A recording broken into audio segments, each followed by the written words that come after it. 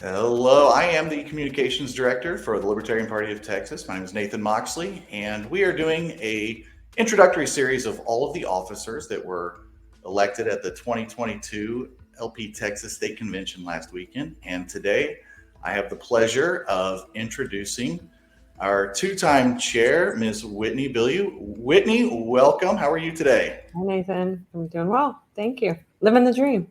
Living the dream. I think the weather couldn't be any more perfect here in the Houston area. And so we're all living the dream today, aren't we? Yep.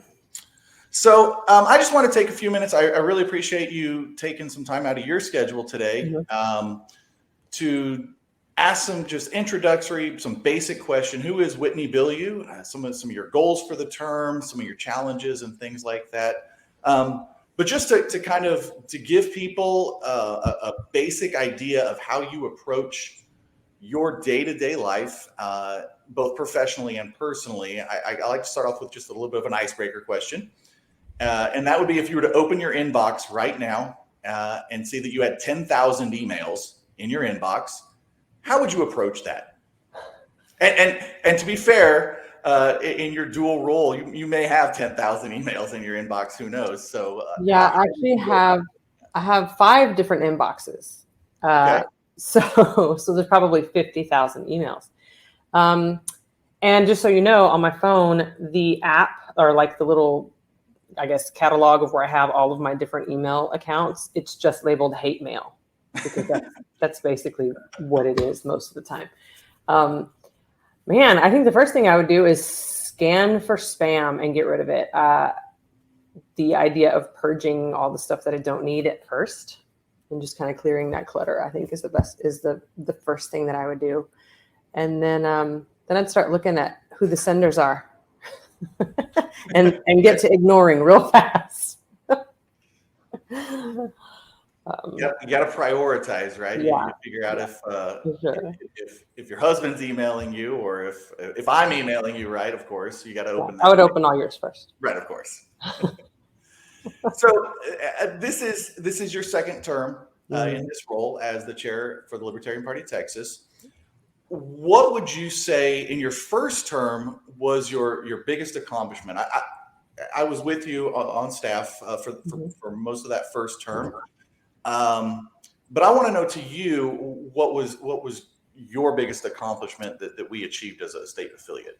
I think that what I'm most proud of from that term, it was a short term. It started late and under, difficult circumstances. And immediately we were thrust into sort of an emergency with lawsuits that we got and just kind of worked through all of that as a team. And I think the thing that I'm most proud of that I find myself talking about most often is how we have developed our staff out. And, we've got, I think at one point we had like 32 staff members, and we probably maybe have 29 now with the transition.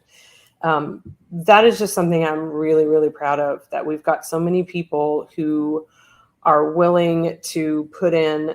They treat their roles like they're at least a part-time job. They take them very seriously. They're very disciplined and diligent in carrying out their duties in these volunteer roles. These are all volunteer roles.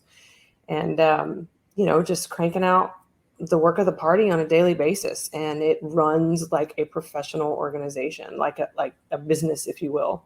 And that is just something I'm really proud of, being able to identify in my network and people around me who are exceptional in some way, and they have something to offer that can make this party function better and be more successful and accomplish our missions. So that I think is the thing that and of course I can't take credit for all of that. It's a team effort to onboard these people, but it was certainly my vision or my intention to make sure that we had a robust staff.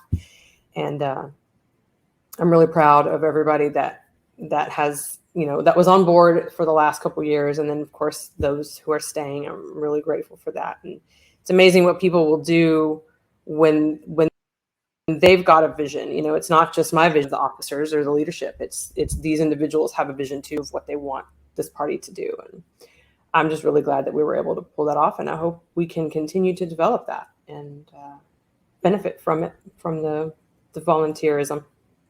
And as part of that staff, Mm-hmm. I mean, I take a little bit of liberty to say that it's hard. It has to get people to work for free, to Mm-hmm. volunteer their time for something they care about. You're right; they have to have a vision, and I can say that you've definitely set a vision for me personally, and I would probably not be speaking out of turn to say for most of the staff that we see that vision and that we're happy to volunteer our time. And in the same vein, you obviously have challenges in your role. Is there anything in that last term that maybe you didn't accomplish or that you would have maybe done differently? That I don't want to use the word regret, but maybe you would have done differently in that last term?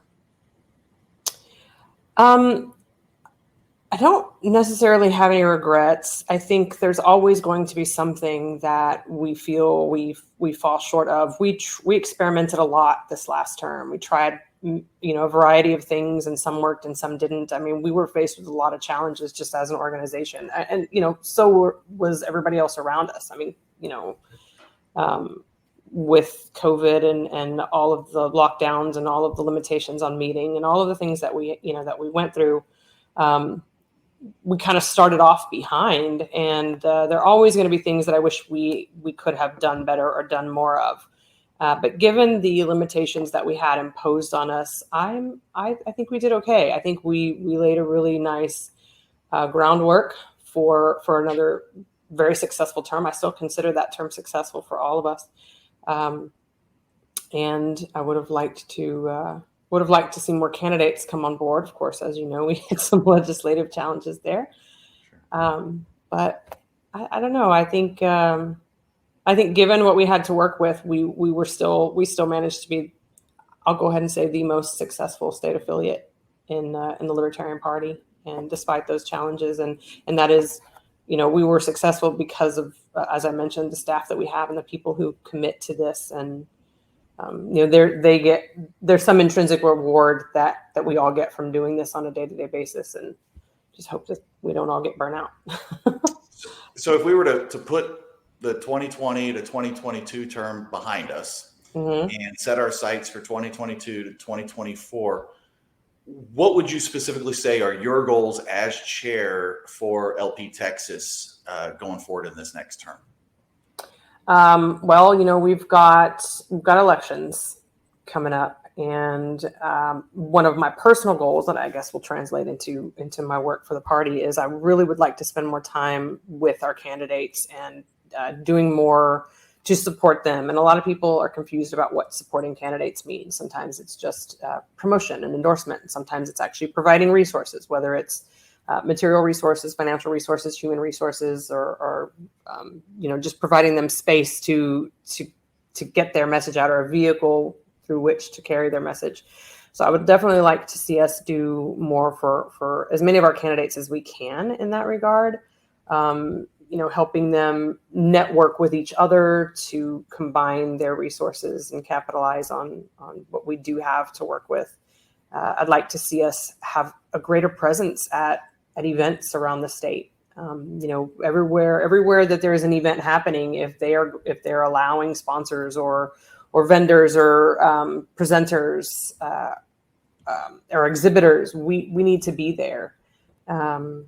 People need to know that we exist, and more, it's hard. I never come across people who don't know what libertarians are anymore. They may be wrong about what libertarians are, but they at least have heard of us. And so we need to, we've reached critical mass in that regard of being a known entity, and we need to capitalize on that and make sure that they don't ever forget about us. We are the only political party that's, saying the things we're saying and fighting for the things that we're fighting for. And Republicans and Democrats have been getting credit for it for the last 50 years for the things that they do wind up implementing that we've been pushing. And so we need to start getting out in front of some of those things. I'd like to see us get more media attention, more earned media specifically, and we can do that through our candidates as well as from the party standpoint. And I know that's an effort that you obviously are involved in, and so I'm excited about the potential there, and even maybe a little more educational stuff that we can be putting out there in our communities, just regarding libertarian principles and what libertarian government would look like, or some of our ideals. Okay, so I mean, I guess just if I was to try and summarize what I heard, that definitely candidate support, and reaching out, getting involved in our communities at events and stuff like that, and getting more earned media would be some of the top priorities you've put forward.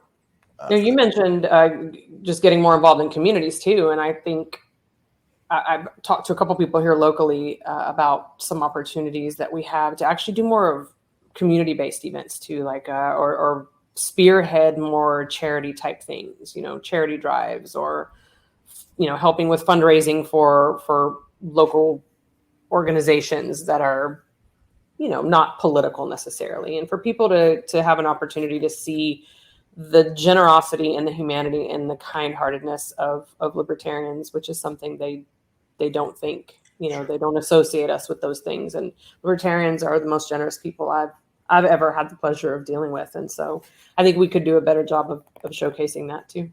And typical, or not typical, but in more modern outreach efforts, social media and stuff like that, I think a lot of times that's lost, right? The compassion and the humanity of the libertarian vision, it gets lost. And so I definitely appreciate that focus.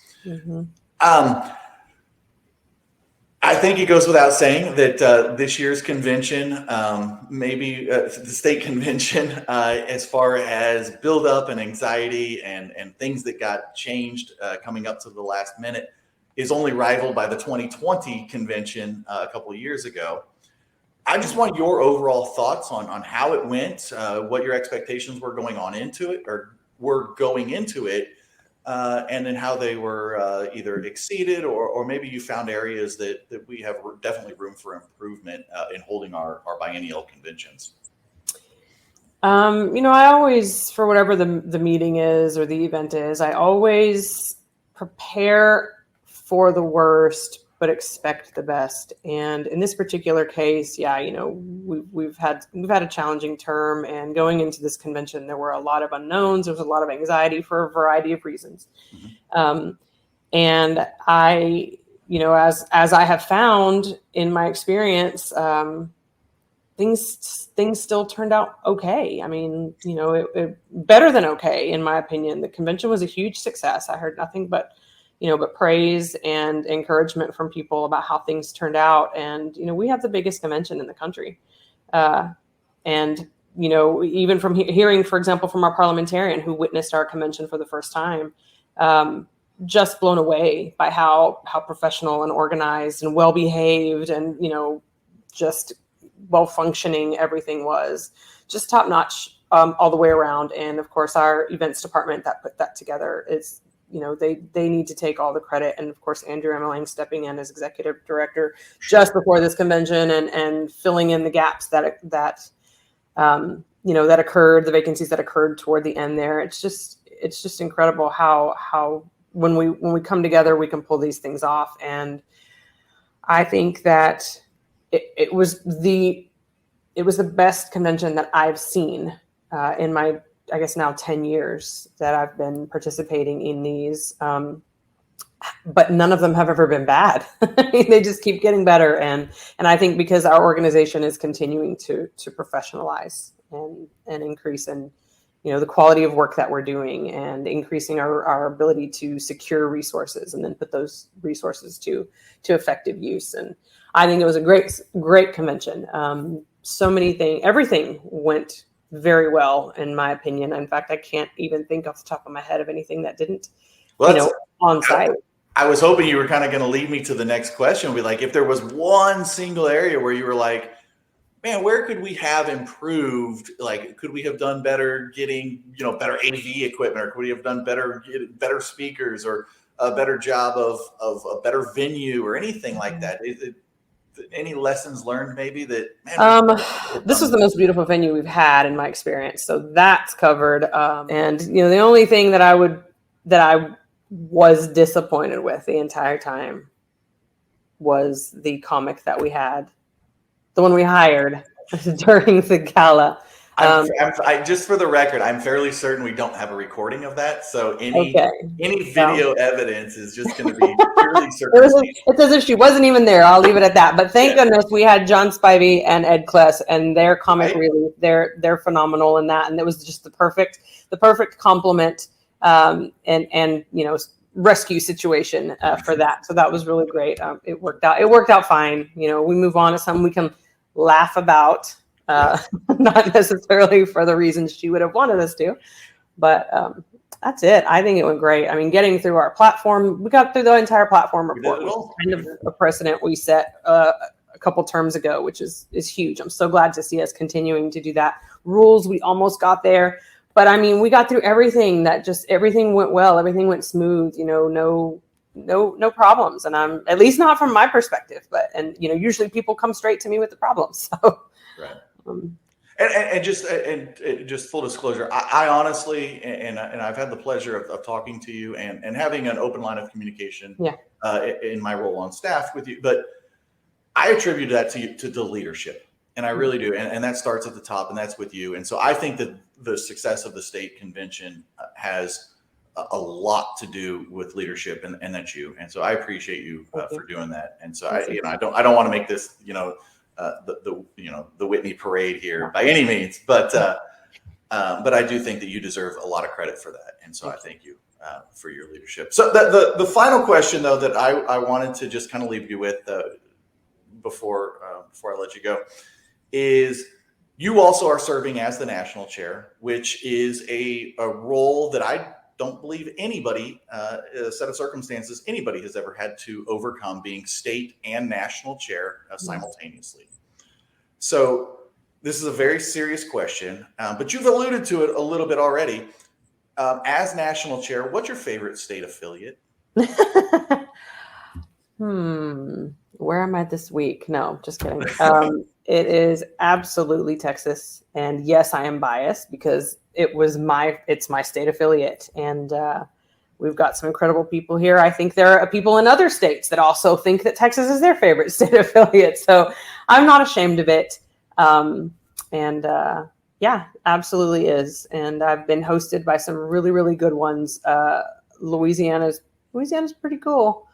And California treated me well, but I remember when I had my first select meeting, when I had to run my first select meeting, November of 2020, and Jeff Hewitt, who is one of our electeds in California, he came to it and he said, "Hey, if you need some pointers, you should just reach out to Mimi, the chair in California." And I was like, "Oh, really? How many executive committee members does she have?" And he's like, 15. And I was like, "Okay, well, we have 64, so I think I got it." And he's like, "Yeah, never mind, don't call her." So they have a big convention, but it's still not as big as ours. And we've got this thing pretty well locked in, and we do a good job. And I love it here. So awesome. Well, thank you so much. I know this is kind of impromptu. I appreciate you taking the time to answer a few questions for us. And best of luck to you in this term. And I look forward to working for you for the next 2 years. Thank you. I'm glad to hear you're sticking around. I've been wondering. No, this was fun. Thank you for doing this. And I look forward to seeing the footage and what we can do with it. So thanks, Whitney. Thanks a lot. Bye.